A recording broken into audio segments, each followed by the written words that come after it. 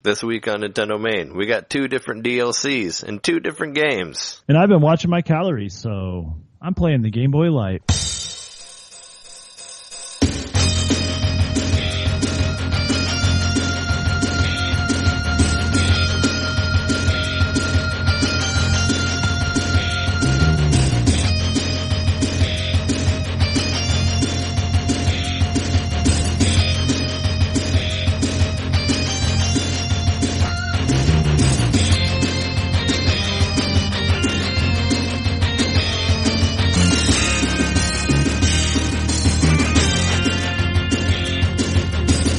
Welcome to NintenDomain. This is episode 78. We are your hosts. I'm Trey, new shot meter Johnson. And I'm Jereme, a form of virtual console Mikowski. Yeah. Isn't that something that the president said?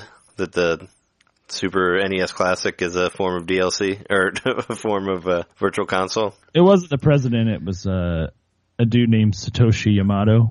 I'm not exactly sure what his position is, but he said it during a shareholder meeting. Oh, okay.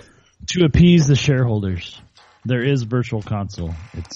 It's the SNES Classic. Yep, that happened, which is kind of like a fuck you to the regular virtual console, or I don't know what they were saying there. I mean, I guess he is kind of correct on that it is sort of a virtual console. I mean, it's not wrong, but does it allude to anything else? That's the real question. Yeah, does it mean there'll be another one or not? I don't know. Or does it mean there's no SNES games on the Switch because, they're on the separate console they're selling? Yeah, I don't know. We'll have to see. And there's still in no sorts of pre-orders, and there probably never will be. I'm wringing my hands and worry about it all for the Super NES Classic. But that's what happens. But we're here to bring you all the news of Nintendo and all that fun stuff like we normally do. Since we're already talking news, why don't we just continue on down the line of shit that happened since we talked last week? I know there's no game overs in Super Mario Odyssey. I guess people have been talking about that, which I don't think that's really that big of a deal. I mean, I think it was sort of implied they were going that direction when you found out that lives are based around the money you have. Yeah. Like you just lose money when you die. So they're already taking away the one-up mushrooms in that case. Like, maybe not, but I mean, the money is directly controlling how long you live. Yeah, I guess they're taking more stuff from Dragon Quest there then. That's what happens in those games. Whenever you die, you lose money. You lose half of the money that you have. Instead of like the total amount of money you have? Yeah. So it can kind of screw you over if you're trying to save money to buy equipment and stuff like that. Well, if you're grinding especially. Yeah, but if you it is like kind of nice too because, a lot of other games when you die you go straight to the main screen and you have to start over again. At least in Dragon Quest you come back to life, but you have half your money. And then you have to spend money to resurrect your characters if you don't have any sort of life spell or anything like that. It can really run you out of money. But all the last few Mario games, I mean, the Galaxy games and even back to Sunshine, even if you lost all your lives, you went back to the hub, which took you to the beginning of the level anyway. So in a reality, it said game over, but it didn't really put you that far out of, you just lost your continue point. Yeah, you're maybe maybe you lose your continue point and there's never a true game over, but you just get booted back to the hub world. Yeah. If you run out of coins, you probably just get booted back to the hub, which is the same as that's been happening in Mario for 15 years now. Yeah. I mean, I feel like games like that really don't need lives. You should just have infinite lives because it's all about getting to the end of the level. It's not really about how many lives you have anymore. At least I don't think. I don't think you really need that. But I guess there could be a whole group of people that would be upset about the one-up mushrooms not being in the game anymore. But I really don't think you need that. I think it's more about the challenge of the level, and it's not about how many lives you have. You could just go on forever. Well, and it is important that she mentions in the song she's his one-up girl. Yeah. So she says, I'm your one-up girl. She represents the one-up mushroom. She's an embodiment of the one-up mushroom in this game. Because she says, I'm your one-up girl in the song. Do you get coins with her face on it to get one-ups? I mean, if that's the money that keeps you alive? No, she represents the no game over. She's mayor of New Donk City, which is a hub world. You go back to New Donk City, she's your one-up. Sure. She's the mayor of New Donk City. That's how I feel about the one-ups in this new game. Yeah, it's something that doesn't really matter to me. I like that, I'd like if they just didn't have lives and everything was infinite on there. But it's going to be great. The Super Mario Odyssey comes out the same day as as Stranger Things Season 2, if you're into that. They just announced that comes out on the same day. So it could be a fun day of Netflix and Mario for anybody. Or maybe people just won't watch it at all because they're watching Mario. I'm excited. Or I'm they excited play for their both of them. Mario in portable mode and watch Netflix at the same time. You could. Speaking of Netflix, there's a show called Castlevania on there now. Have you ever heard of that before? What's Castlevania's? Yeah. Shouldn't it be called Metroidvania, the show? No. Yeah, there's an animated show on there called Castlevania. I actually haven't watched it yet, but I've heard mixed thoughts on it. Some people like it, some people don't. No, I haven't seen it yet. I really think that should be a subject for future podcasts. Yeah. I just wanted to mention that it came out. It's out now as our news. We haven't watched it yet, but we'll watch it, before next week or something, and we should definitely talk about it, considering that, Castlevania games are favorites of both of ours. And mostly a Nintendo thing. I guess, yeah, they got spread out pretty well over other consoles. There's more good Castlevanias on Nintendo systems than other systems, so I would say. Yeah, with the exception of Symphony of the Night. Well, yeah. Which is brilliant, and it's only on everything but Nintendo. But that's, yeah, I'm just saying, but that's one, whereas Nintendo has, 6 different good Castlevania games. I'd say with the exception of Rondo of Blood, and even though Rondo of Blood is on Nintendo now, through Virtual Console, through the Wii. Through the Wii. So I guess, yeah, the only one that's really of note is Symphony of the Night that's not on Nintendo, which is weird. That it never got ported to that because it was on all these other different systems. But I don't know. I personally think that the Game Boy Advance games and the DS games are better than that game, but I didn't play it. Oh, I do too. I didn't play it until after the fact, so kind of coming back to it after playing those games, I think didn't like it as much. Symphony of the Night was better than Circle of the Moon. Oh, I'll give it that. But I think that Harmony of Dissonance was on the same level, almost at Symphony of the Night. I still will say Symphony of the Night was better than Harmony of Dissonance, but Aria of Sorrow, it's great. Got nothing. Symphony of the Night ain't got nothing on Aria of Sorrow. That's a fucking awesome game. Yeah. And then the sequel, and Dawn of Sorrow. Yeah. Fuck yes, better than Symphony of the Night. Also, aside from the only thing I didn't like on that was having to do the symbols with your finger on the touchscreen. That was a bit of a bummer. That was annoying. But other than that, it was great. They had to prove the touchscreen, Nintendo was like, hey, Capcom. They have to put it in everything, yeah. Or Konami, I'm sorry. Hey, Konami, make sure this uses the touchscreen. They're like, can we just do it for, one part? All right, but it better be important. All right, we'll do it before the boss battles. Cool. Yeah, you put it at the worst time ever, the most heightened tense part of the game. It's let's just put it where you have to just do it while you're fighting somehow and dodging. All right, so you just used your last healing item and you dealt the death blow to the boss. Now draw this 18-sided septawillogram. Yeah, pretty much.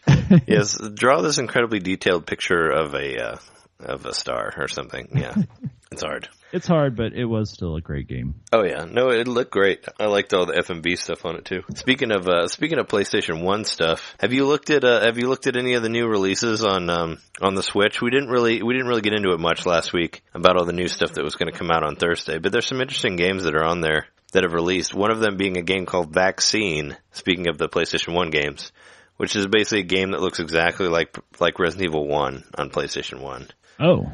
And I ended up getting it just because I was incredibly intrigued by that type of game. And it's low poly. It's basically like a Resident Evil 1 roguelike. It's kind of strange. You basically start in a room, your friend is infected by the zombie virus, and you basically have to explore this house to find the vaccine for the zombie virus and bring it back to your friend within 30 minutes. But every time you play the game, the house is randomly generated. So everything's always in a different spot. You always start in a room with a knife, and then it goes from there. So it's pretty cool. Cool. So it is that's awesome. It's an interesting... A roguelike survival horror. Yeah, and does it have the same, tank controls? Oh, yeah. No, it totally does. It controls just like the old Resident Evil, where, you turn... where, fixed camera angles? Yeah, forward's up and back is back, and you turn left and right. Yeah, it's fixed camera angles, too. And it's all, super blocky and all that fun stuff. But I love the roguelike element.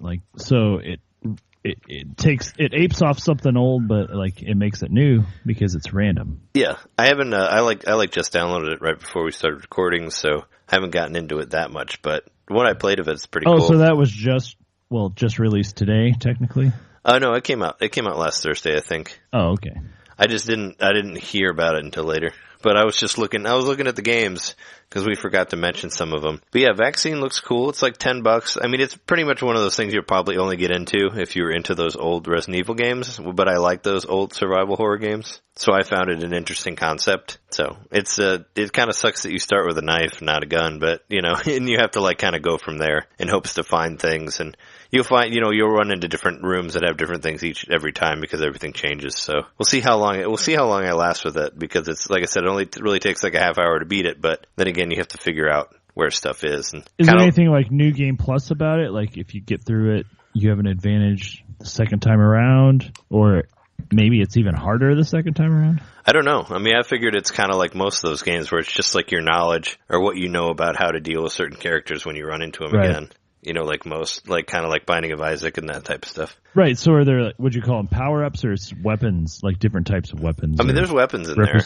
They represent the power-ups. I mean, I know there's different weapons in there that you can find. You'll just find them in different orders depending on how the house generates, every time you leave the room. Like stuff, like you may like leave the room and there may be a shotgun there. Or if you leave the room another time, it won't be there. There'll be like bigger zombies and stuff. So it's all kind of like that, trying to find what you found in the last time. But I'm intrigued by it, so I'm hoping to play it more. But it's an interesting game. I mean, it's only $10. It's not that bad. But yeah, if you're into those weird old games, it's kind of a cool addition on there. And it's like I don't know, it's just another variation of the throwback. Like, pixel art's cool. Well, low poly is cool too. Yeah, I wish more people would do that, actually. I wish that more people would get into the low poly throwback. I think that's an interesting thing. Let's make some more Stunt Race FX, let's go real low poly. Yeah. Well, I also feel like not enough people do like 16-bit throwback. Most of it's like 8-bit. They should do more Super Nintendo inspired stuff. But there were a couple other games that were add on there. There's a game called Sheffy, which I haven't played yet, but it's a card game involving a sheep.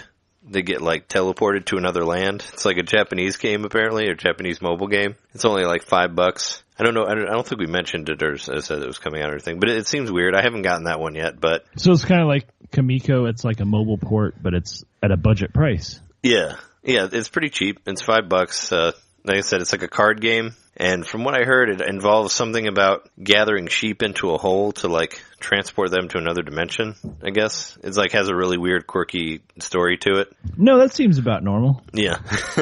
Right. But, I remember doing that at the beginning of Twilight Princess. Hoarding the goats. Yeah, and then you have to send them to that alternate dimension. Yeah, you gotta send them to alternate goat land. Twilight land. Goat. Yeah. Goat. I did end up picking up Bulb Boy, though, which is another release that came out. And it's like a really weird point-and-click adventure that's like, it has a lot of Nintendo references in it. It actually kind of feels like a Game Boy game because it's all like shades of green while you're playing it. Bulb Boy? Yeah, Bulb Boy. It's a boy that has a bulb for a head, obviously. He has a light bulb for a head. So and people are always like, "Hey, what's the big idea?" Yeah.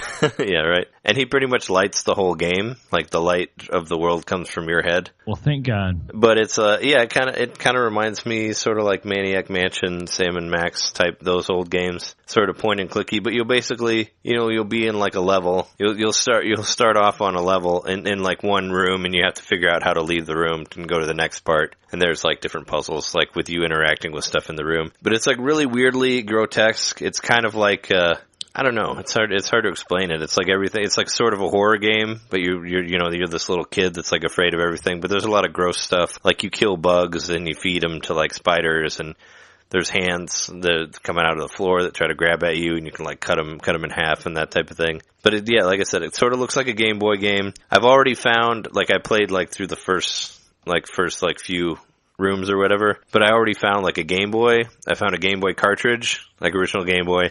And I found a Power Glove, like within like the first 10 minutes of the game. So there's all sorts of Nintendo references all over the place. And that was another like mobile port, like another iOS port. Yeah.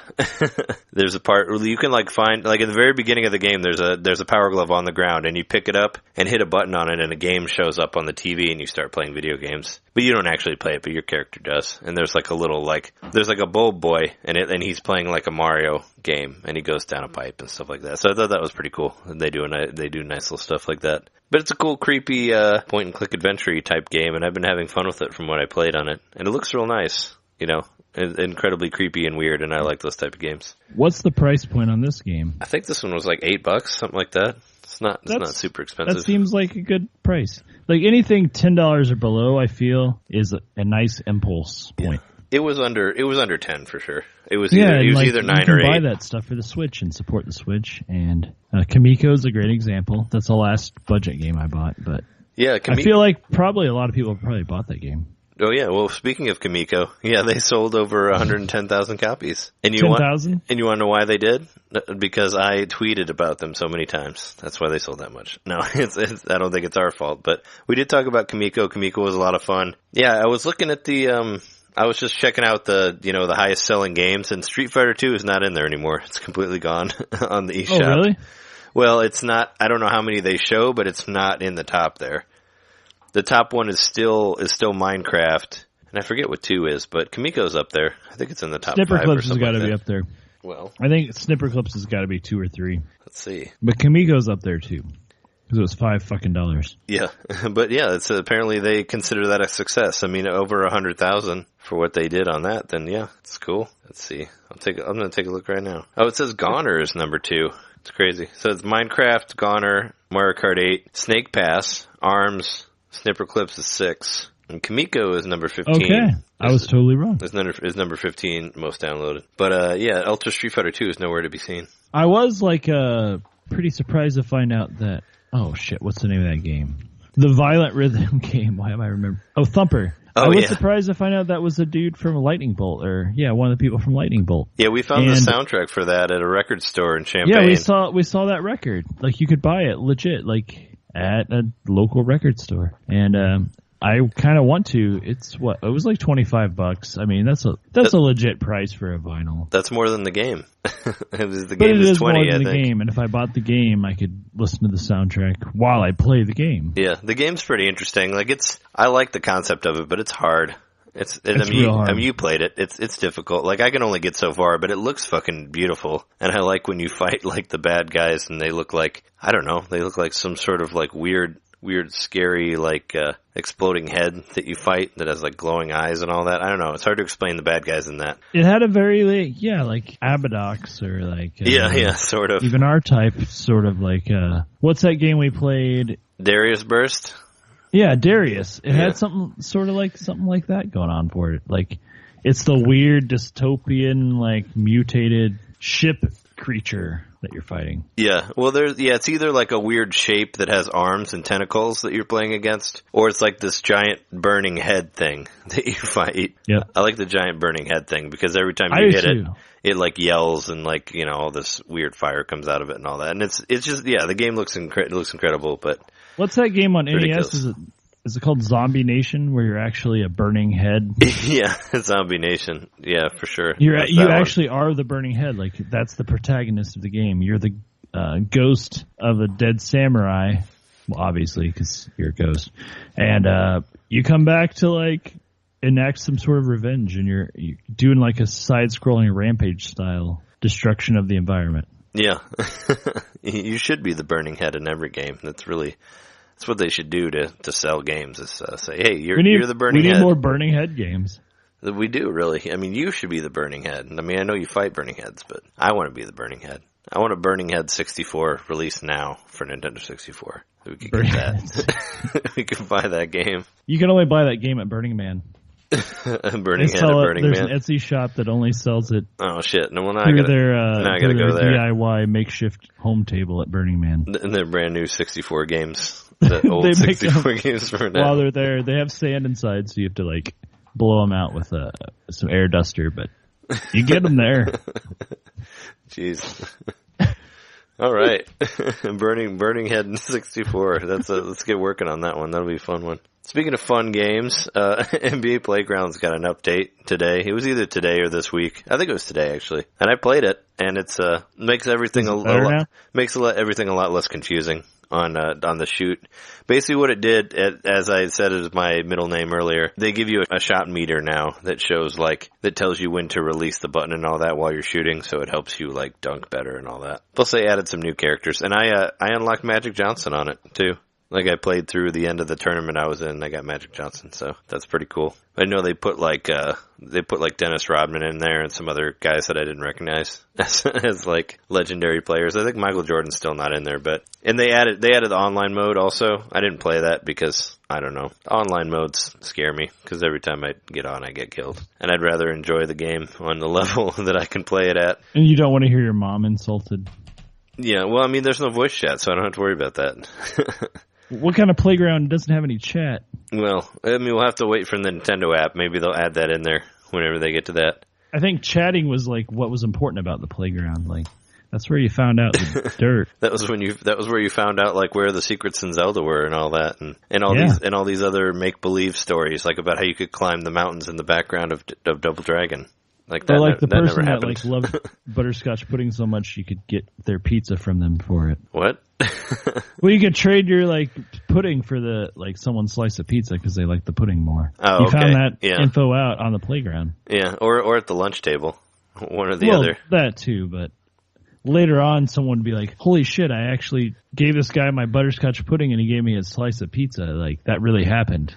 And you'd be like, next pizza day, I'm going to try this out. Yeah, that also sounds like a great game. Just trading one thing for another. We'll add that to Burning Head 64. Trade up mode. You can trade your butterscotch pudding for pizza. There's some sort of weird. There's some sort of weird Japanese thing about that. Like supposedly the Ocarina of Time is referencing that, where you take like one thing and you trade it and hopefully eventually get a better thing. They do that like where you trade it to get the bigger on sword, all that stuff. Oh, I know what you mean. Like, yeah. It's a different version of the. I forget what it's called. It has a name. In Japan. Well, there's like the story of like the magic bean, which is a reverse of Jack and the Beanstalk, where like a guy starts with like a bean or something and he trades it all the way up to like a horse or something like that. Yeah, it's kind of like that. It's the Japanese version of that, where a guy like starts with a couple grains of rice or something, and then he gets a house in the end. Yeah, that's the way the game will work. You start with some butterscotch pudding, and then you go from there, and you get a pizza, and you trade it for I don't know. You underdog the dude on the swing. He gets excited about it. Gives you his extra milk ticket. Yeah, you trade up for the chocolate milk. You bring the chocolate milk. Yeah. You'd be like surprised how much like a good underdog can get you on the playground if you can do it right. Yeah, right. For sure. But on the subject of voice chat, you can download the Splatfest thing now, the Splatfest demo on your Switch. And if you do that, you can play there's like a how-to mode you can play around with right now.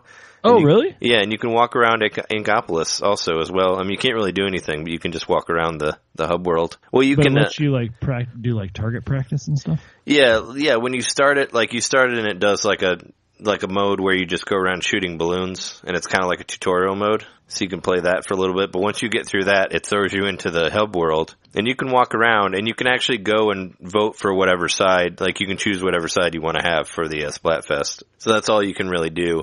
But you could still just kind of walk around and just look at the area and look at the people there. I tried to go to the shops, but the shops are closed. And I tried going into the grate to go to the single player mode, and you can't do that either. But at least you can like walk around. It's pretty cool. You don't get to see the crazy ant with the shrimp on her head?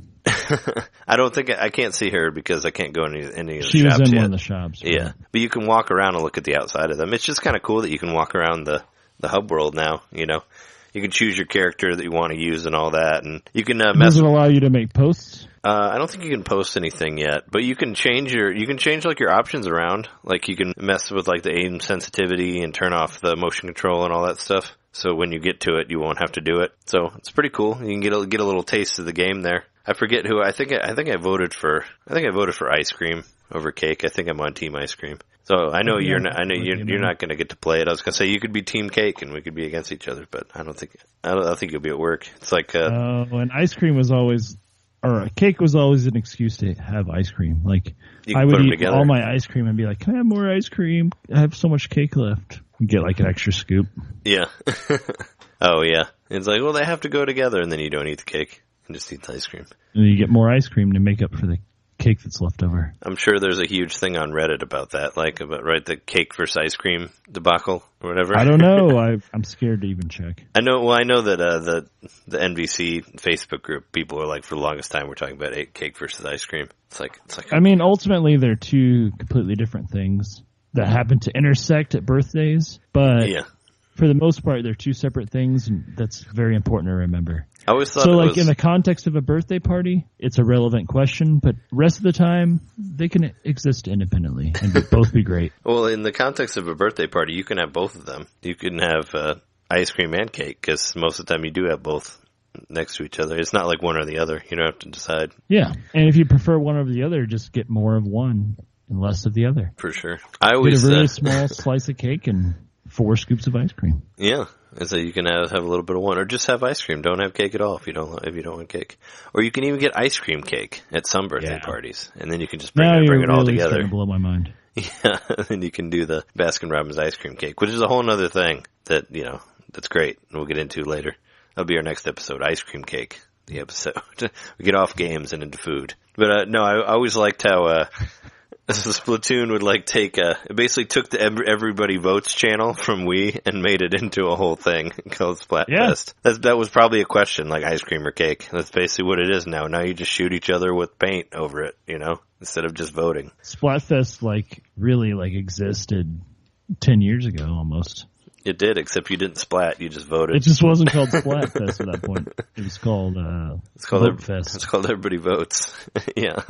It was called Everybody Votes. Everybody Votes Fest. And we did, I remember checking that shit every day. It was funny. And I used to send in questions, being like, why is this game not on Virtual Console? Or why is this game not coming out to Wii? Or what's this? Why is this not motion controlled? Or just really dumb questions.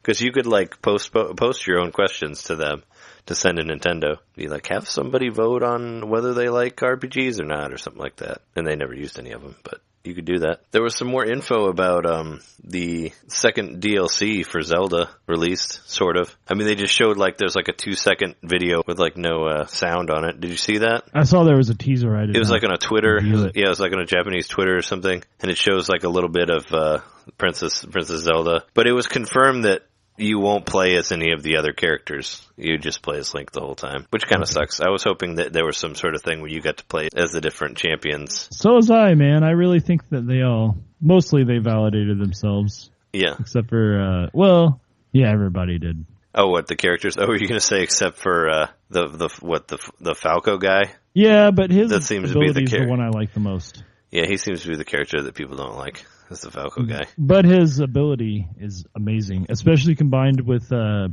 stamina. If you increase your stamina a lot, which I've done. Oh yeah, you can float forever.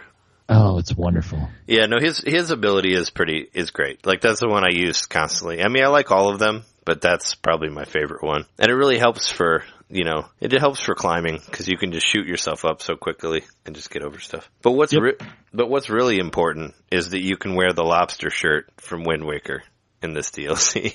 Finally. That's an unlockable outfit. I want to disappoint my grandma, so it's about time. Yeah, he just looks very funny in that lobster shirt. But hey, you might as well put that in there, right? If only you could drink grandma's soup also and get some of your life back. That's always a good thing to have. Her soup was amazing. Yeah, it brought your life back. But you know what's better than soup? Wrestling. It's a terrible transition. But apparently wrestling's coming back to the Nintendo system. Coming back to the Switch. Well, it was never on the Switch, but it's coming back to Nintendo systems. Back to Nintendo consoles. Yeah, there was a dude. I don't watch wrestling anymore, but a wrestler named Seth Rollins. He shows himself playing a Switch, and he's like, blah blah blah. Wrestling's coming back to Nintendo, and WWE 2K18 was announced for the Switch. That was a big thing. The last wrestling game that came out was WWE 13 on Wii, which I didn't get. I think the last wrestling game I got was Day of Reckoning for GameCube, which was... So did that come out in 12? The WWE 13? Yeah, that's probably 2012. Yeah. So it's been 5 years. That would have been the tail end of the Wii's life. Yeah, no Wii U love there for wrestling games, unfortunately. But if you reserve it, you get Kurt Angle. That's a pre-sale thing, so there you go. If you want to play as Kurt Angle, you can do that. There was also some ARMS DLC today with just added some new modes. Added that the final boss, Max Brass, you can use him now. He's a playable character. Oh. There's also a new level where there's the Sky Arena, which is his level, so you can choose that at all times. And I got on and played as him a little bit. Supposedly they did some balancing stuff where certain stuff isn't as powerful and some stuff's less, whatever. Try to balance it out. I didn't really notice that much of a difference, but... Now, to unlock him, did you have to beat him? Was there any sort of criteria for the DLC to unlock him? No, he's just there. You don't have to unlock him. You just turn on the game and he's there. So you can download the game in a day and he's immediately available? Yeah. No, I turned on the game and I was like, I wonder where Max Brass is, and then I just went to like single player mode and I'm like, oh yeah, there he is. He's right there. I don't even have to do anything. And he's that weird looking like post video back in the day where we were like, what's that extra character? Yeah, the guy like that's weird moon face or whatever. Oh no, the moon face is in there too, but that's a different one. That's Headlock. Headlock is the moon face. And now play as him? Well, yeah, now there's a new mode called Headlock Scramble on there that you can do online, or you can do it in versus. And it's basically a mode where you fight and one of you gets to be Headlock. Gets to be like the moon face with all the arms. So I haven't done, I don't have any, I didn't do any versus mode, so I haven't been able to try it yet. But I guess if you go online, it'd be randomly selected, so I didn't get to it yet. But it sounds kind of fun. It's like you sort of like fight over this big upgrade, and then you get it, and you're super powerful, and you have to try to not get hit if you're the other guy. So he's in there. The moon face is. And they added like a stats mode where you can see like, how much you use, whatever arms, whatever. There were three new gloves added with Max Brass. And there's an events thing also that was added that doesn't have anything on there. It's just like a little thing that you check that says like, do you want to be notified when online events happen? And I figured that's going to be similar to like Splatfest. Is what they're going to do for ARMS. So it looks like it's cool. They're adding some new stuff on there. It's their first update. So we got that. There's a couple games. Do you want to talk about the games that come out tomorrow real quick? Sure. What's coming out tomorrow? Tomorrow is, it's just, I just took a look through the thing. What is it? Fatal Fury Special comes out for Neo Geo games. That's another Fatal Fury game, obviously. There's a game called I and Me, which is looks like a 2D side scroller thing with two shadow cats. What? Isn't that game called Wii? I and Me? Oh, Wii. Oh, Wii? Is I and Me? I don't know. I'm sorry, I'll stop. I was like, what, on Wii? No, it's I and Me. Oh, Wii. Oh, Wii. Yeah, it's the description of it online is pretty silly. But I was just trying to look because all of them, if you go to the shop, they're all under like coming soon, like all these new games are. Oh, and that weird Demambo game that we watched. We watched a trailer for it on the Japanese eShop while I was at your house. That comes out tomorrow. It looks like a simplified Smash Brothers kind of, like where you play like a pixelated dot, and it's only one button, and you just kind of jump around and hit each other, I guess, is the way it works. But I and Me says, if there were another me, observing myself from the prospect of a spectator, how would I regard another me? That's what it says. That one's $10. I would regard me as we. Yeah, you would. He would regard you as we. But it's cool. It looks like an interesting side-scrolling game. You can see there, sort of. Oh, dang. But yeah, it looks all right. But Demambo looks kind of fun. I don't know. It's might be interesting. That was $13, so it's a little bit pricier. I'll have to see what the reviews are for that. But it's 4-player. There's some single-player stuff and all that. There's a game called Death Squared that looks like a cube stacking puzzle game type thing. There's also another game called Levels Plus that sort of looks like a card game. So there's some other like puzzle games getting added tomorrow. Nothing huge, I guess, but we'll have to see how those go. Puzzle games, man. Yeah, but there's a couple puzzle games getting added, so that's pretty cool. I think that's all I've got for news right now. Do you want to take a quick break and then talk about what we've been playing and buying and all that fun stuff? Sounds good, man. All right, cool. I'll be right back. BRB.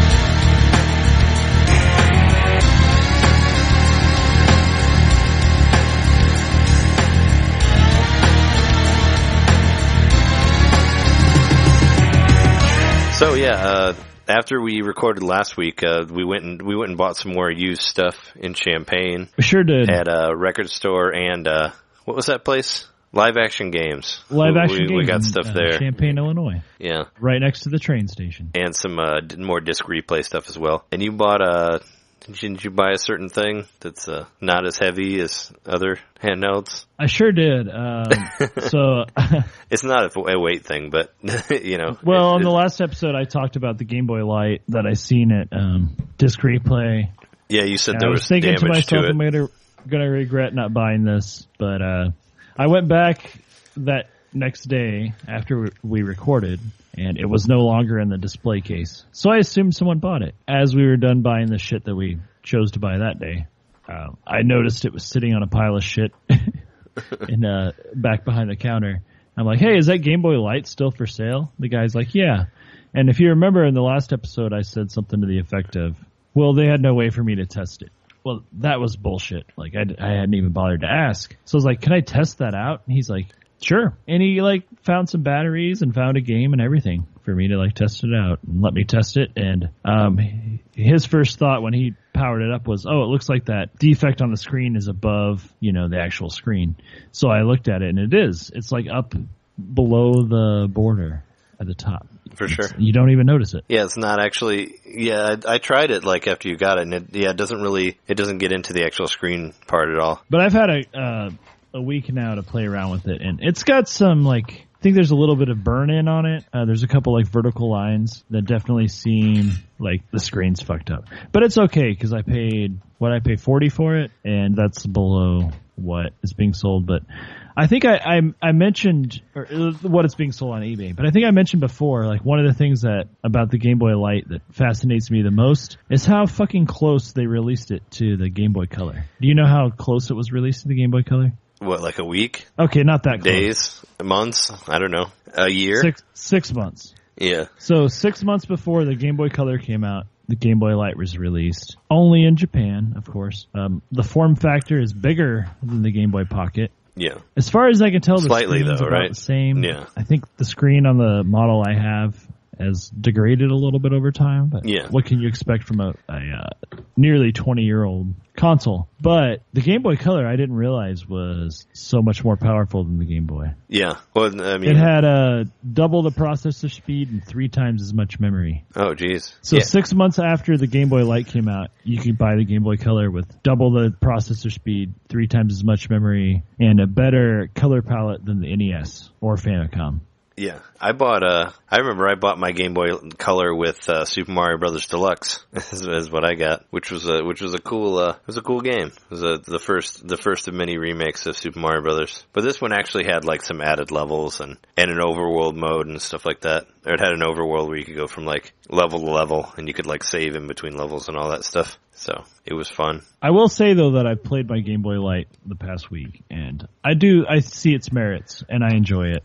It's kind of hard to go back I was to, thinking, though. like, if I went back in time to when I had my Game Boy as a kid, like, mainly, like, I played the shit out of it whenever we'd go on car trips, road trips. And the thought of, like, a backlit Game Boy just would have blown my mind as a kid. Yeah. Like, if I went back in time and handed this Game Boy to myself at age, like, 10 or 11 or whatever, I would have thought this was the best thing ever. So I'm trying to appreciate it for what it really is. It's got the backlighting is identical to what was in those watches that everyone wore in the late 90s. Yeah, the old watches that had the commercials where they'd, like, mate with lightning bugs. Yeah. I forget what they were called, but that was what it was.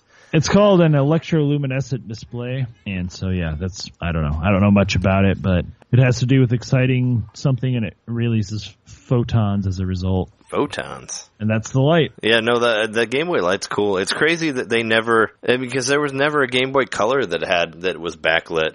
It's insane. Like, I find it crazy that they did it for that, but they never did, like, a Game Boy Color Light after that. And even Game Boy Advance wasn't backlit until, like, Game Boy Advance SP. Like, it was, like, weird. It was like I don't think that this could have worked on a color. Honestly, it's a green light. I know it's a green light, but that perfectly complements the pea soup of the Game Boy screen. But why didn't they try to make a color light, though? Like, try to find a way to backlit that? Just it was too expensive, probably, at the time? Well, I think the bioluminescent, whatever the technology was, it was like glow-in-the-dark technology. It's that greenish yellow light that you get from that. I'm sure they were working on reactions. I'm sure they were working on a way to try to make it for the Game Boy Color, though, you know? But I will tell you, what really blew my mind when I played this was plugging in the headphone jack. I know that sounds dumb. The sound was in full stereo. Yeah.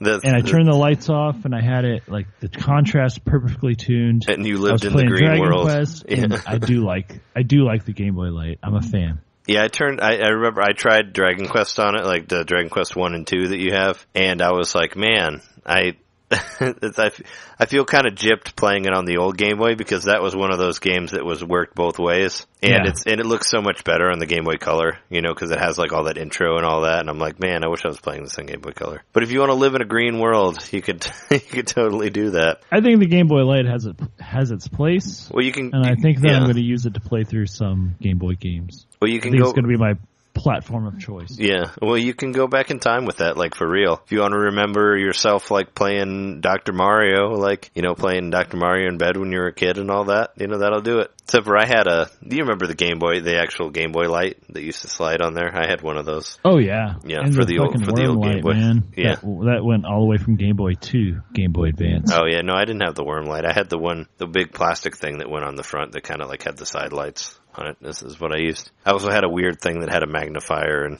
and like extended buttons and a analog stick later. Well, not an analog stick, but like a wannabe analog stick. And so you had the Super Game Boy set up with speakers like all and stuff. Upgrades. Yeah, it was a crazy thing that I got later for it, which made everything look pretty silly. But yeah, if you want to go back to that time of the cream spinach color, you can either play Bulb Boy or get a Game Boy Light. No, this is really cool, man. They're it's not like, too much. When different. you would check the time on that watch and you hit the button and it would light up green. Yeah. It's like you're checking the time, but it's a game. You're like going back in time with this game. I'm like, what time is it? Oh, it's time to play. Oh, it's time to play Dragon Quest 1. Yeah. And I just keep looking at my watch for, like 10 minutes. Yeah. Yeah. Well, yeah. I mean, it's a cool novelty. Like I said, if you want to go back to the world of playing old Game Boy games, that's the best way to do it. Only released in Japan. Released in Japan 6 months before the color came out, so I feel like, it's not super limited right now, but I feel good about owning it. Like, if I'm going to say I'm a fan of handhelds, especially Nintendo handhelds, then this is something important I needed to own. And as you can tell, I'm still talking myself into believing $40 was worth it. Oh, $40 isn't bad at all, I don't think, for something that wasn't released here and that's a Game Boy. I don't think that's a bad price. Someone lodged themselves like... Well, yeah, no, $40 is fine. That's not bad at all. I don't think it was that bad. Yeah, no, I mean it's a way to go back and play those old games. You should play like Mario Land 1 and like Tetris and stuff like that. I don't have Mario Land 1. Oh, you don't have Super Mario Land? Or Tetris. On Game Boy, no, I don't own either of those, surprisingly. Those are my first two Game Boy games, obviously. Well, Tetris I used came to with own it them when I was a kid, but we done sold that shit. Oh, yeah. I figured you either sold it or lost it. Yeah, all the portable stuff was, sold or lost. That's kind of it goes the way of old cartridges, especially like portable ones. I think a lot of that stuff got passed on to my brother, who was more into the Game Boy because he was like into Pokemon and shit. Like, oh, sure, yeah. He was the Game Boy kid once I like got over it and I bought a PlayStation or whatever. Yeah. So I think just wherever his life took those Game Boy games is where they are. Yeah, I understand that. But you can probably get it back for not too much. It'd be cool to have Tetris or Mario 1 or Mario 2 even. Mario Land 2. I also have all those AGS 101s that can play Game Boy games. They can, but if you want to go back in time to the land of the green, you should play those original games that were played with in the green. For the stereo. Yeah. Man, you're right. I think I need to play through Mario Land 1. I mean, that's what the Game Boy Light. That's what I would do if I had a Game Boy Light. I would go play those old games that you could only experience in green, but now you can experience in great green, I guess, in lit green. So and the thing about this is like, yeah, sure, it's a nice bright light, but not if the other light's bright around you. Like, you can't see this light unless it's completely dark. Oh, yeah, because I tried it in the living room and I could see it. I was just kind of like, yeah, this is really green.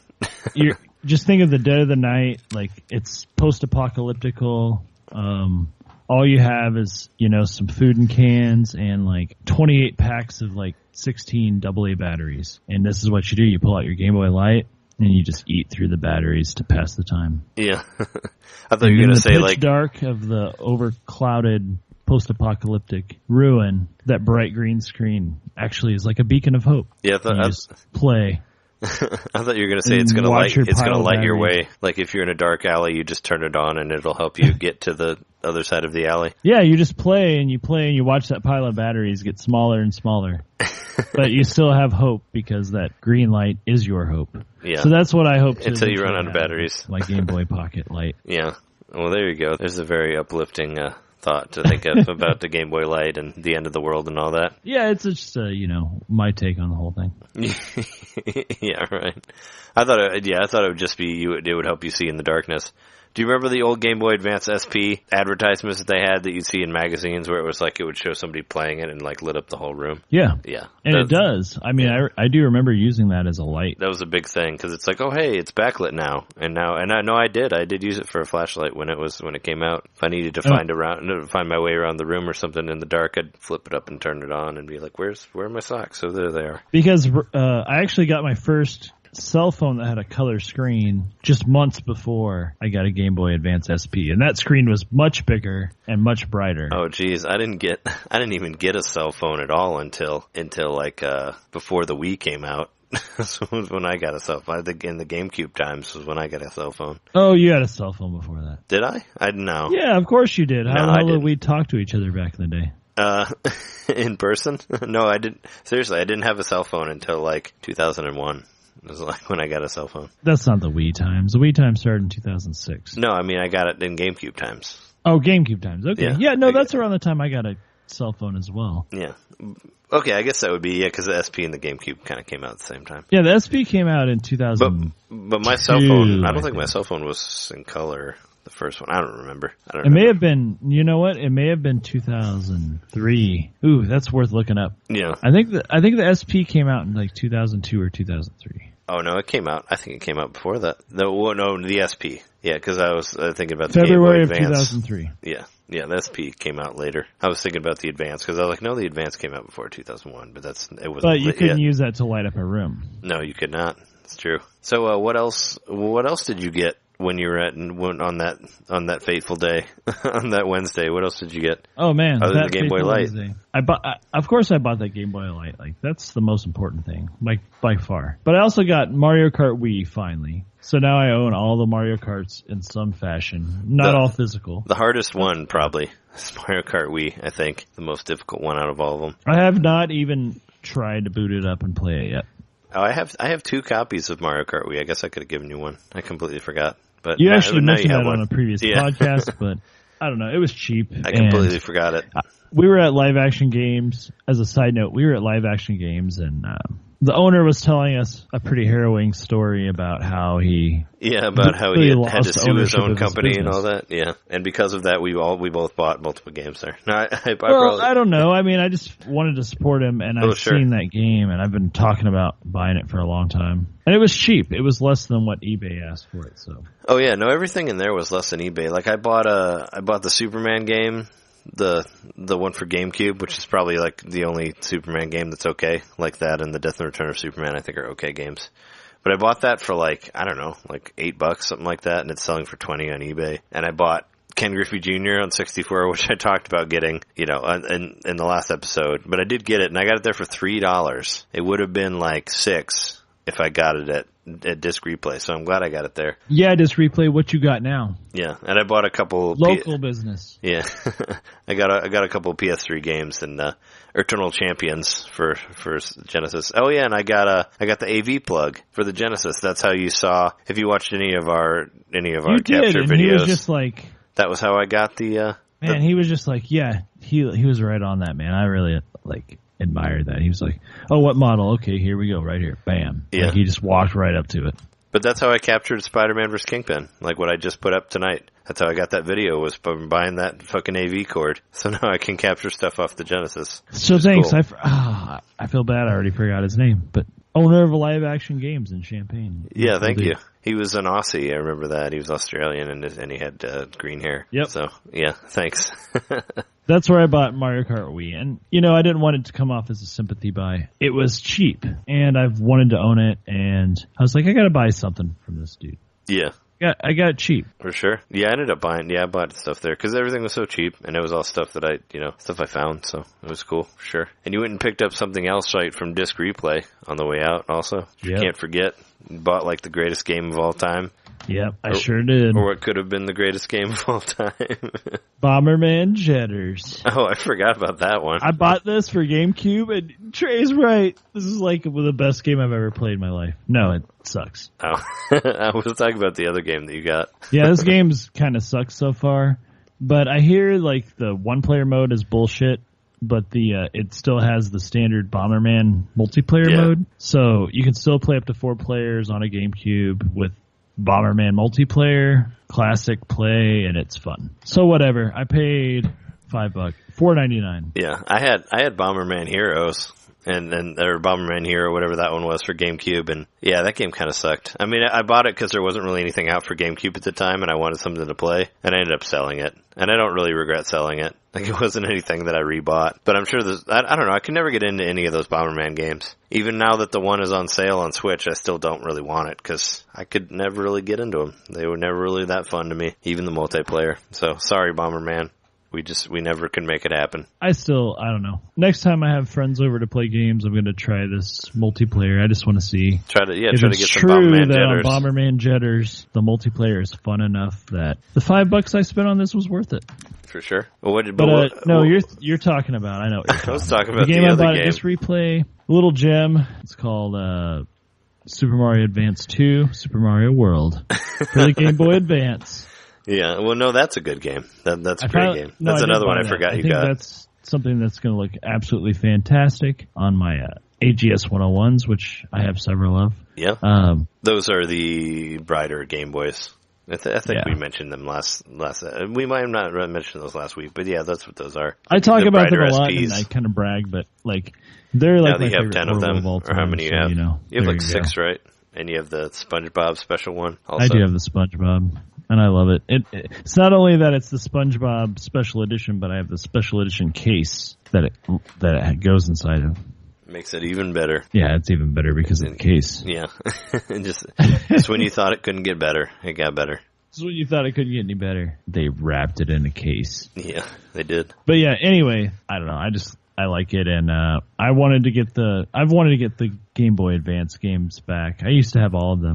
And it's funny because on one hand I'm complaining that I can't get these games on Virtual Console, but on the other hand I'm like, I really would just rather have them on the original hardware. Yeah, that's really the way to play that. I mean, that's what I'm kind of getting into now that I have all my old systems set up, is I just like playing it with the original controller and on the original console and all that. So I'm just getting into that, and I mean I'm happy for that because that's a tangible thing I can collect.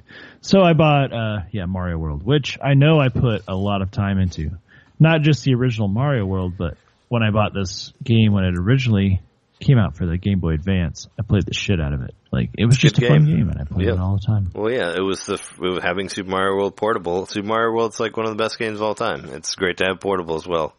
And they added like some stuff to it, like you could the faces, the dragon coins. There's like the weird one of the things, the masks that you can wear, like the Mario masks. You remember that? There's like the weird ending with that. Oh right, yeah. So I bought that, and I'm just thinking to myself, like, man, I could play Mario World on my. I wish I could play Mario World on my Switch. Oh wait, I can't. That's okay, because I can play Mario World on my Wii U. But wait, I can play Mario World on my Super Nintendo. Oh wait, I can play Mario World on my Game Boy Advance. Like, yep, you can play it on almost everything. The mentality of it all is like hilarious because I would just like everything to work through the Switch, but lately, I don't care anymore.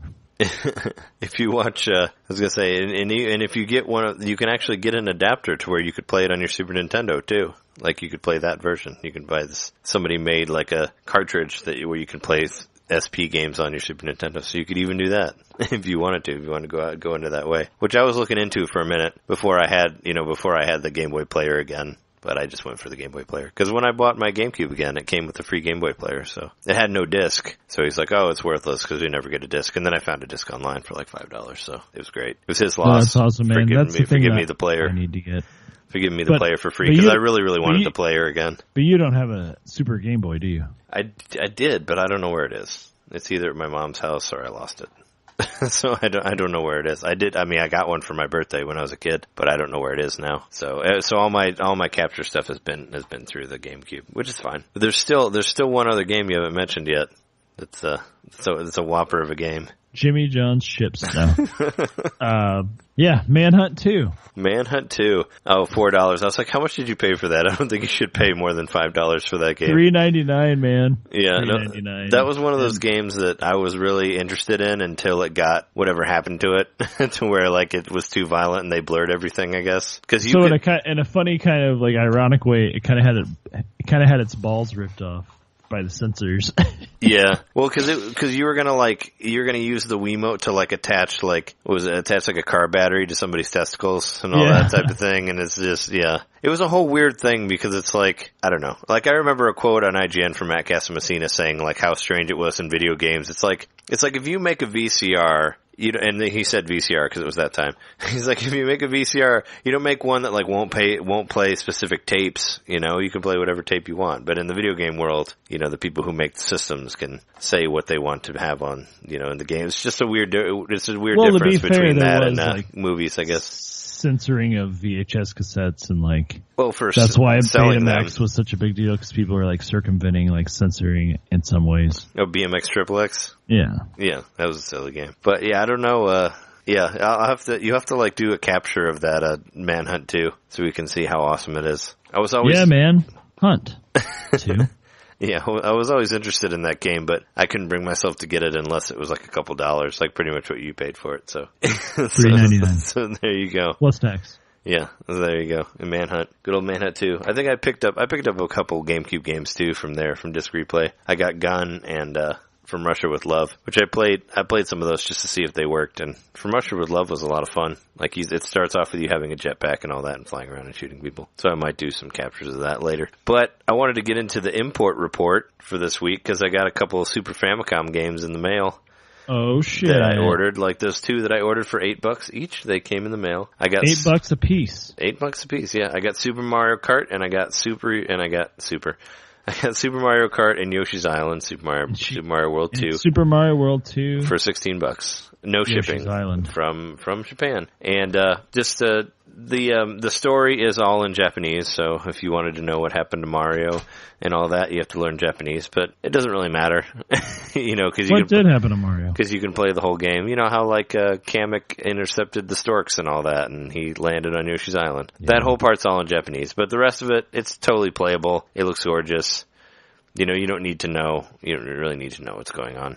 You don't need to know the story to play it. So I'm just really happy to have that game again because that's a fucking great game. And I do remember there is one block that you find that's a secret that gives you a secret. Oh, okay. Yeah, the blocks are in Japanese now, but I'm fine with it. It doesn't really bother me. Right, and it's been out long enough that you can just look that shit up on the internet. Yeah, I just wanted to get it again, and this is the cheapest way for me to get it. And yeah, you don't have to spend like $60 to buy it. Yeah.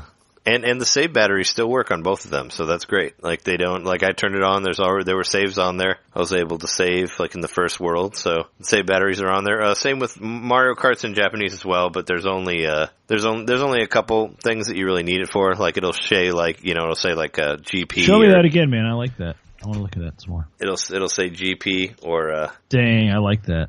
That looks really cool. Yeah, it'll say GP or it'll say battle, and that's in Japanese. Here's the Yoshi. They were playing that Mario Kart that you just showed on the Sony or the Nintendo PlayStation. Oh yeah, well sure, yeah, because it played Super Famicom games. Yeah, so yeah, if you guys are looking to import stuff, you can get Super Mario Kart, Yoshi's Island for real cheap. You just gotta like break off some tabs inside of your SNES. Yeah, you can soft mod your SNES and you can play them. So there's another. Oh, that's a hard mod. Yeah, well, I mean, you don't have to do that much. you just break some shit off. And it's just these little tiny pieces. No, that counts as a hard mod. That's hardware. Oh, does it? I don't understand the mod. You're not modifying the software. You're not modifying the software at all. You're actually modifying the hardware. Oh, okay. And that's what it's a hard mod. Okay. I just call it a soft mod because it's not hard to do. Nope. It's a hard mod. That's how it works in my mind. But, that doesn't make sense in my mind. So like, what have you been playing this week? I know, I've been doing some captures. I just saw Spider-Man Homecoming last week, so I've been doing Spider-Man captures. So I played Spider-Man vs. Kingpin. I played Ultimate Spider-Man for GameCube. I even I attempted to play through Maximum Carnage today, and I got all the way to Carnage, and I could not beat Carnage. in the very, very Is he final pretty level. Yeah, he's kind of a dick, and you don't, because as you You go, get wore down pretty bad by the time you get to him. well, I mean, I wasn't more. See, when I got to him, I had 3 continues, but I still just couldn't make it through because you only get 3 lives when you're continuing, and he has a lot of life to him. So I just couldn't wear him down. I couldn't even get it to a red bar. He just because some of his moves take half your life away if you don't dodge it right. So I was having a hard time with him. I'm not sure if I'm gonna post that one or not. I might try to do another playthrough actually right after we're done recording this and see if I can make it all the way through. But yeah, I've just been doing some Spider-Man stuff. I'm gonna do a Spider-Man 64 one as well after that. So we'll have 4 different Spider-Man capture stuff. Was for that this just week. the PlayStation 1 game? Yeah, the PlayStation 1 game on 64. That's the version I like that I game. have. That game's pretty solid. Yeah, that's the version that I have, so I'm going to play some of that too. It probably translated well to 64, I would say. Yeah, it's the same, except the cutscenes aren't full FMV. They're just pictures. But all the voice acting's there. It's just they made them into like panels. They made them into comic panels. Oh, okay. Is how they translated it. But other than that, it's the same. But the gameplay's the same, exactly. Yeah, and I think it looks better. The levels look better. It's probably got a better frame rate. Yeah. And when the textures don't move like how they did in PlayStation 1, they all they don't shift. dance. It was like an old IGN joke where it's like top 10 signs you've played PlayStation too much. Like when you stand next to a wall and the wall starts to warp. It starts to change, move around, because it's like how all the textures in the walls in those old games would do. Especially like Tomb Raider. But have you been playing anything, capturing anything? Yeah, I played through some. I just wanted to stick to the theme of games that should be on the SNES Classic, and I played another version of Tetris 2, but it's the Super Tetris 2. Yeah, the one that's all in English that you talked about that you got at the MGC. Yeah, it's all in English. I bought it at the Midwest Gaming Classic, and I did a capture of that. So rather, I'll be posting that eventually. But they'll be on the. Well, we'll talk about it at the end. But yeah, no, our YouTube channel. But I also posted I didn't post it, but I recorded some NES gameplay of a multi-cart that I talked about a few episodes ago, the Quattro Adventures by Codemasters, who are the same folks who did the Game Genie. This cart is an actual NES cart that has a switch on the back of it that's inset. In case it doesn't work, you switch it to B. Yeah, I remember that. This is don't switch to B, right? Or it has some sort of weird warning on it. It says only switch to B if A doesn't work. And A has worked, so I haven't switched it to B. I'm following what the cartridge says. Yeah, of course. I haven't tried the B. Maybe I should. Maybe there's something new. But yeah, there's 4 games on this, and I just only played through a little bit of one of them. But yeah, excited. Have a cool little setup going on. I did actually... There was a lightning deal through Amazon. Amazon's doing their Prime Days, which I'm not getting paid by Amazon. Yeah, I was like, oh yeah, we're not getting paid by anybody. But I got a notification saying something on your wish list is on lightning deal, and it turned out to be the receiver for the NES Classic. Oh, nice. Yeah, those little plugs. Yeah, I told you I ordered a couple of those. We didn't get to try one out when I was there, but I tried them out at home. And they work good. And they're good. They're going to be good to have for the Super Nintendo one. Like if you actually want to play, if you want to play like Final Fantasy or Secret of Mana or something, you can actually do it without worrying about cords and all that stuff. Yeah, I'm pretty excited about it. I'm just excited that I can take the NES Classic and, put it wherever and use the wireless controller. Cause, then you can use it some looks more. Cool, but I'd still like to get it out of the clutter of things. And I could still play it. And, it was $11.99. It was $16.98 normally. Yeah, that's how much I got mine for, which I thought wasn't bad at all. I got 2 of those for like 30 something free shipping. The lightning deal was $11.99. So with tax, I paid for $12.74 including shipping. So I feel good about that, and I'm going to be able to play like the SNES Classic as well with wireless. So that's awesome. Yeah. Were there any notable game sales in that Amazon that you saw? Not really, and I think the general consensus on the cynical internet shopper is that Amazon's just unloading excess stock. They're trying to get their warehouses free to put new stuff in them, so they get rid of the old stuff they have a lot of. Oh, because I remember one Amazon Prime Day one year where it was it's save 5 cents on diapers, and it was like all this dumb stuff that I'm like, and like the sales weren't even sales. Like maybe that was like one of the first Prime days, but a lot of people like made fun of that because like, and I went through a bunch of the stuff to see if anything was worth getting, and none of it was really. It was all this weird, like, I don't know, stuff that I wouldn't normally buy from Amazon, and the sales were small. It was like 1% or 2% or whatever. It wasn't really worth it. To be honest, and I would have never spoken highly of Amazon Prime deals. I just got lucky. It happened to be something that was on my wish list, and so they're just like, "Hey, something on your wish list is on like a lightning deal." Oh yeah, so I just got fucking lucky. It's all it was. Sure. So it's like I got a notification. I went to it. They were like 65% were claimed already, so I had to buy it, and it would only let me buy one. I couldn't buy multiple. Oh, okay. Well, that's weird. So yeah, so you can only get one of the them. one. I'm like, well, I'll save the $4 or whatever. Yeah. And I want this anyway. So, like, it totally worked on me. Like, I had to buy it because I knew I wouldn't get it cheaper. So I had to buy it right then. Yeah, speaking of I just thought about that while thought about something while you're saying that.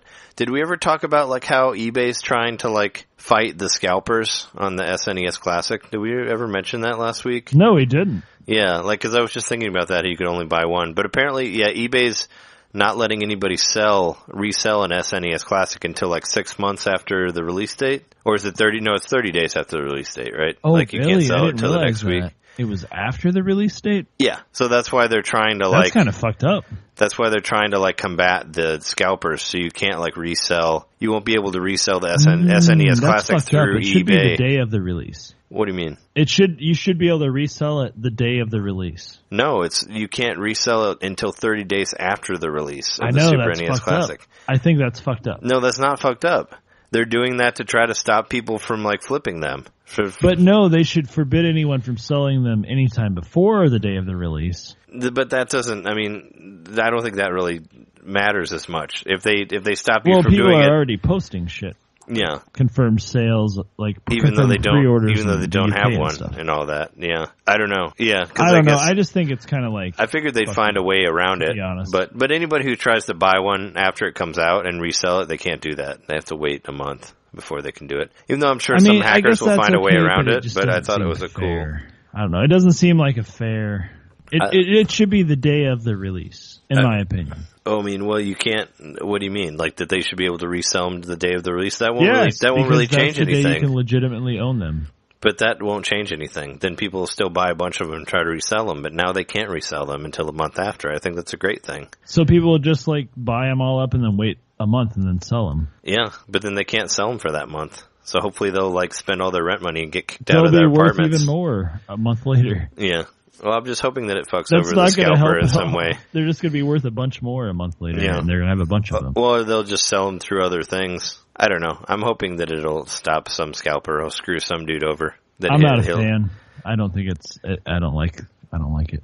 No, I like it. I'm totally for it. I just think it's restrictive, and it has to be universally applicable to like everything on the website. And to be fair, it's just a larger eBay issue that I don't find fair. I think it's totally fair to not be able to resell it during that time. So maybe I think like when it's on pre-order, you should not be able to. But once it's legitimately released and you can have it in hand, if you can prove you have it in hand, let me say that it should be sellable. Oh, I mean, well, they just don't want people to try to flip it on eBay, which is fine. They're gonna do it. They're just gonna wait a month and then flip it on eBay. Yeah, or they'll sell it somewhere, some other way. Is what they're gonna do on eBay now. Yeah. It's way after a month. Yeah, I know. But if it discourages some people, then it's worth it, I think. If there's at least like some scalpers that are going to like shut down their bots and let real people get it, then okay, maybe it will. More power to them. That's true. That's what I'm saying. Like if it can shut down their monopoly of bots that help them buy up other people's SNES classics, then more power to them. I think the bots are a legit thing. Like, yeah, maybe people won't use their bots, but honestly, like. I'm just telling you the truth, the way I feel about it. They're just going to buy them and wait a month. People are just going to buy them. Yeah, exactly. Yeah. It's going to be like, okay, we can't sell this for a month. Get as fucking many of these as you can in this month. Yeah. And then in 1 month, we can start selling them. And hey, instead of when I first posted and said I had 3, now I can post and say I have 16. Yeah. Well, I'm just hoping that somebody doesn't have enough money to sell it without flipping it within a month. I'm sure there's some people that'll be discouraged by it. So if they end up not doing it because of that, then I consider it a win. Anything that shuts down any of the scalpers is a win for me because it's those $80. guys suck. That's not that much in the grand scheme of things. Yeah, I don't know. Yeah, A but lot if you're of going to people buy can like afford to 300 buy of them, multiple $80 purchases. yeah, if you're going to buy like 300 of them, that's a lot. I don't know. if there's anything that can help, then whatever. But yeah, I don't know. We'll see. We'll see like what, hopefully that Target will just help me out again and they'll just get 75 of them. Again, that's what I'm hoping for. They probably will, man. I mean, and they have last year to prove that they could sell all the stock they got. Yeah, I might show up earlier this time. I'll show up like an hour early instead of like 20 minutes early. Or I'm sure people camp out the night before or something like that. We'll see. But is there anything else you want to talk about that you've been playing or that you bought this week? No, not really. I just played Linus Spacehead and Linus Spacehead, yeah, that's the name that I always forget. Yeah, I played Linus Spacehead on that Quattro Adventures. Did you beat it? Did you play it all the way through for the capture? No, that game's like a rage quit for sure. Oh yeah, and you'll just have to check it out whenever I post it. But yeah, that game just gets really hard, really quick. The difficulty amps up real fast. Yeah, but I guess it's originally an Apple game, Apple II. Oh, that's got cool. Converted to NES. And then it got converted to the Quattro, to the weird Quattro thing. Yeah, by Codemasters, who, as I said earlier, famously known for the Game Genie. Yeah, Codemasters. Well, they did a lot of other stuff too after that. They did. But yeah, I think I think we can put a pin in it for our 78th episode there, filled with fun news and facts about us buying games and shit like that. Just about us living our lives in the high-rolling world of video game collecting. Yeah. You said high-rolling, and I thought you said, like, Hyrulean world. I was like, yeah, we're like elves, maybe. Hey, I like to leave my comments open to speculation. I might have said Hyrulean. You might have said high-rolling or Hyrulean. Who knows? I said both. Yeah. But we've been your hosts. I'm Trey Johnson. I'm Jeremy Mikowski. And, you can find our stuff at NintenDomainPodcast.com. You check out our YouTube channel, YouTube/NintenDomain Podcast. And, you can email us at NintenDomainPodcast@gmail.com as well. And, download us on iTunes. Leave us a review. We like that stuff. We will read your review if you leave us one. So and give us a thumbs down on YouTube if you feel like it. Yeah, our last reaction video got 2 thumbs down. I've never had a thumbs down before. We're way more than that now. Oh, do we? Do we have like 10? No, but we're equal with our thumbs up. You know why they gave us a thumbs down? Because we're too small in the video. That's why they gave it. We can't see enough of that beautiful manness. Well, I think it's because the Splatoon picture is bigger than the picture of us. Maybe. Or either that or they just hate our faces. But, if you hate our faces, email us about it so we can know why you hate them. And we'll try to get different faces at the face shop. And do ASCII images of our faces. Anyway, thanks for listening, and we'll see you next week. See ya.